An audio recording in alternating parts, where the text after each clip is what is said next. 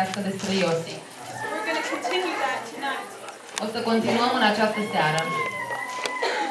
Last night we learned that Joseph was betrayed by his brothers. Aseară am aflat despre faptul că Iosif a fost trădat de frații lui. He was sold by his own family. A fost vândut de propria lui familie. The men that bought him took him into Egypt. Omul care l-a cumpărat l-a dus în Egipt. Now, that must have been a very long journey. Trebuie să fi fost o călătorie destul de lungă. And it probably gave Joseph a lot of time to think. Și probabil că asta a însemnat pentru Iosif mult timp de gândire.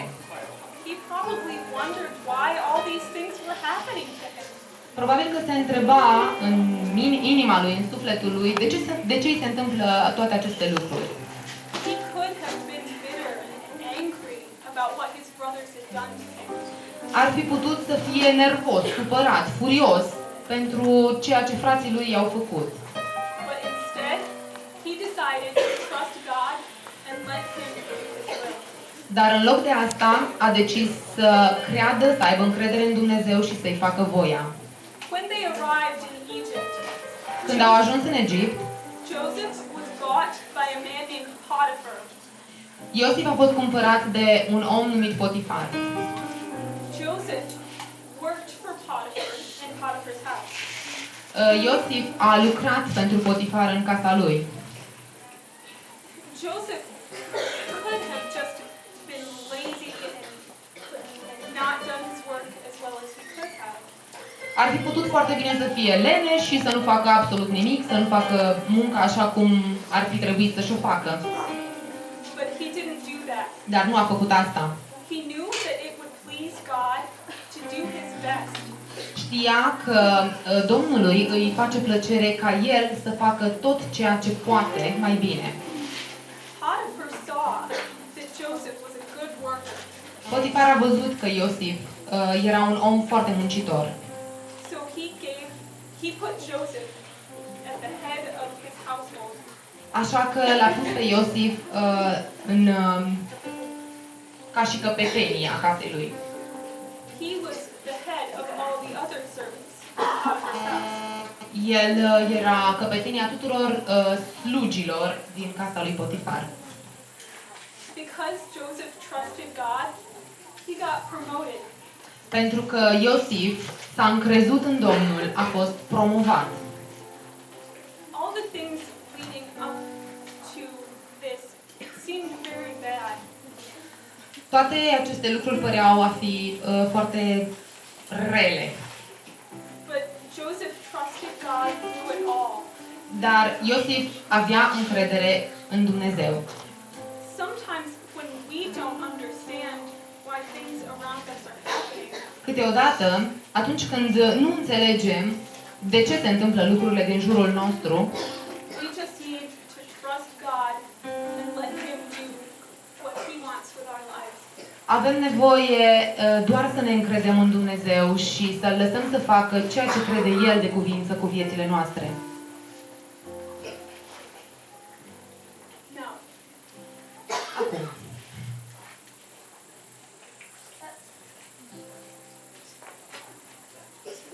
so Joseph continued to do a good job, and he always tried to do his best. Iosif a continuat să-și facă munca în cel mai bun mod cu putință.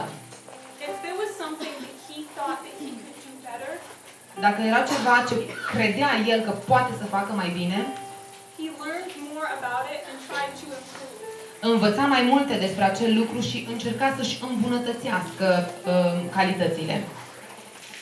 Now, Potiphar noticed Joseph's good behavior. Potifar a observat comportamentul foarte frumos și bun al lui Iosif. But someone else also noticed Joseph. Dar și altcineva l-a mai observat pe Iosif. Potiphar's wife also noticed Joseph. Soția lui Potifar l-a observat pe Iosif de asemenea. Potiphar's wife tried to make Joseph do things that he knew were wrong. Soția lui Potifar a încercat să-l facă pe Iosif să facă lucruri care știa că nu sunt bune. But Joseph always refused. Dar Iosif întotdeauna a refuzat. He knew that if he did those things, Știa că dacă face aceste lucruri, that they were wrong and it would not please God to do those things. erau greșite și nu i-ar fi fost pe placul Domnului. One day, Într-o zi, Potiphar and all the other servants were out of the house. Potifar și toți ceilalți servitori, toate celelalte slugi erau departe de casă. The only people that were in the house were Joseph and Potiphar's wife. Singurele persoane rămase în casă erau Iosif și soția lui Potifar. Again, Potiphar's wife tried to convince Joseph to do things that he knew were wrong. Din nou, soția lui Potifar încearcă să-l convingă pe Iosif să facă lucruri care știa că nu sunt corecte, nu sunt bune. Sometimes we are in situations where we could choose to do right or wrong. Câteodată ne aflăm în situația de a alege dacă să facem bine sau rău. But no one else is around. No one's watching. Dar nimeni nu este în jurul nostru, nimeni nu ne urmărește. You could choose to do what was wrong and no one would find out, right?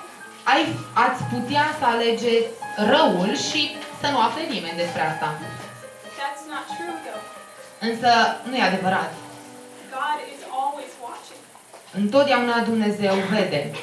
And Joseph knew this. So when Potiphar's wife tried to tempt him to do wrong, he ran away. Așa că Iosif știa lucrurile acestea și de aceea de fiecare dată când soția lui Potifar îl îndemna să facă lucruri rele, fugea. When he ran away, Potiphar's wife grabbed a hold of his coat that he wore over top of his clothes. În timp ce fugea de ea, soția lui Potifar l-a apucat de haină. When Joseph left, she still had his coat. Și atunci când Iosif a fugit, a plecat, i-a rămas în mână haina lui. When Potiphar got home, his wife told him that Joseph had tried to make her do wrong.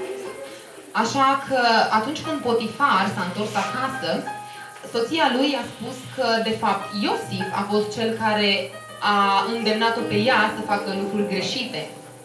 Now, Joseph knew that he had done the right thing. Iosif știa că a făcut lucrul corect, că a procedat corect. God knew that Joseph had done the right thing. Dumnezeu știa că Iosif a procedat corect, But Potiphar didn't know that. însă Potifar nu știa lucrul acesta. He had no choice but to trust what his wife said. Potifar nu avea altceva de făcut decât să creadă ceea ce i-a spus soția lui. So, Potiphar had Joseph thrown in jail. Așa că Potifar l-a aruncat pe Iosif în închisoare. Joseph could have been very angry and bitter. Bineînțeles că Iosif ar fi putut fi foarte furios din nou. But again, Joseph trusted God. Dar Even încă though o he didn't dată, understand. Iosif și-a pus încrederea în Domnul. While Joseph was in jail, În timp ce Iosif era în închisoare, he continued to do right. a continuat să facă binele. The jailkeeper saw that Joseph did right. The man in charge of the jail. Temnicerul care se ocupa de închisoarea unde era Iosif, And just like in Potiphar's house, Joseph was promoted. și la fel ca și în cazul lui, în prima parte a poveștii, Iosif a fost promovat. He was put in charge of some of the other prisoners. A fost pus responsabil de celelalte închisori, de ceilalți prizonieri. One day, two men from the king's court were put into jail. Doi bărbați au fost închiși. A servant and a baker. Un servitor și un bucătar.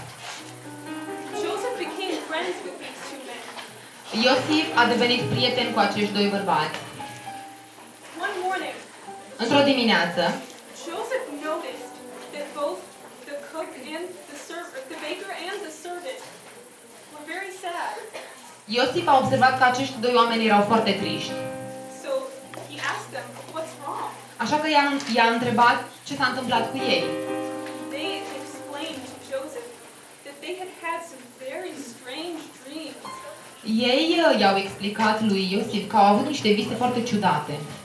Now, remember, Kate told us yesterday that back before the Bible was written, Așa că amintiți-vă puțin că aseară Kate ne-a spus că înainte să existe Biblia, God spoke to people through dreams. Dumnezeu le vorbea oamenilor prin vise. So the baker and the servant knew that these dreams meant something. Așa că acești bărbați știau că visele lor înseamnă ceva, But they didn't know what they meant. dar nu știau ce înseamnă. Now, Joseph knew how to interpret dreams Iosif știa să interpreteze visele, because he could pray to God and God would tell him what these dreams meant. pentru că el se putea ruga Domnului și Domnul să îi arate ce însemnau acele vise. He explained to them, "I can tell you what these dreams mean. El le-a spus celor doi, pot să vă explic ce înseamnă visele voastre. Not because I know what they mean, Nu neapărat pentru că eu știu ce înseamnă, but because God can tell me what they mean." dar pentru că Dumnezeu poate să-mi spună ce înseamnă. So first, the servant told his dream. Prima dată, servitorul i-a spus visul lui. In his dream, there were 3 vines. În visul lui erau 3 ciorchini With grapes on them. cu struguri pe ei. In this dream, the servant pressed the grapes so that the juice came into a cup and he gave it to the king. În acest vis se storceau strugurii și erau într-un pahar și s-a dus regelui, care i-a fost dus regelui. Joseph explained to the servant that in 3 days he would be given back his job. Iosif i-a spus servitorului că în 3 zile îi se va da slujba înapoi. This was a good ending to this dream. A fost un sfârșit bun, un sfârșit pozitiv al visului. So the baker told his dream to Joseph. Așa că și celălalt i-a povestit visul lui Iosif, He hoped that the meaning would be as good as the last dream. sperând că înțelesul și tălmăcirea visului va fi la fel de bună ca și pentru primul. In his dream, he was carrying 3 baskets full of bread on his head. În visul lui căra 3 coșuri pline cu pâine pe cap. Suddenly, Dintr-o dată, birds swooped down out of the air and ate all the bread out of the baskets. o pasăre a venit din aer și i-a mâncat toată pâinea. Joseph again explained the dream. Din nou Iosif îi tălmăcește visul. He told the baker that in 3 days I-a spus că în 3 zile he would lose his life. își va pierde viața. This was not what the butler or what the baker wanted to hear. Nu asta e ce ar fi vrut el să audă. Well, in 3 days' time, În 3 zile, the dream's interpretation came true. tălmăcirea viselor, ceea ce Iosif a spus, s-a adeverit. The servant got his job back with the king. Servitorul și-a primit slujba înapoi. And the baker lost his life. Și, bineînțeles, bucătarul a murit. Before the servant left the jail, Înainte ca slujitorul să părăsească închisoarea, Joseph asked him to please remember him and tell the king what had happened to him. Iosif l-a rugat să își amintească de el și să-i spună regelui ce s-a întâmplat. He asked the servant to tell the king that he had been put into prison for no reason. Iosif l-a rugat să-i spună regelui că a fost închis, a fost băgat în închisoare pe nedrept, That he was innocent. că era nevinovat. The servant promised that he would tell the king. Acesta i-a promis că îi va spune regelui. But years passed, and Joseph remained in jail. Dar anii au trecut și Iosif rămâne în închisoare. The servant had forgotten about Joseph. Servitorul a uitat de Iosif. Things seemed pretty bad for Joseph now. Lucrurile păreau a merge foarte prost în viața lui Iosif acum. Again, he could have been angry and bitter. Din nou ar fi putut să se mânie, să fie furios. But instead, he kept on trusting God. Dar în loc de asta a ales să se încreadă în continuare în Dumnezeu. He knew that God had a plan for him. Știa că Dumnezeu are un plan pentru el. God knew better than Joseph. Dumnezeu știa mai bine decât Iosif ce are de gând. Sometimes we don't understand why bad things happen to us, Câteodată nu înțelegem de ce ni se întâmplă lucruri rele, but they're all part of God's plan. însă toate sunt și fac parte din planul lui Dumnezeu. Tomorrow night, you're going to learn more about what happened to Joseph. Mâine seară veți afla mai multe despre ce i s-a întâmplat lui Iosif de aici încolo. Bun, mulțumim.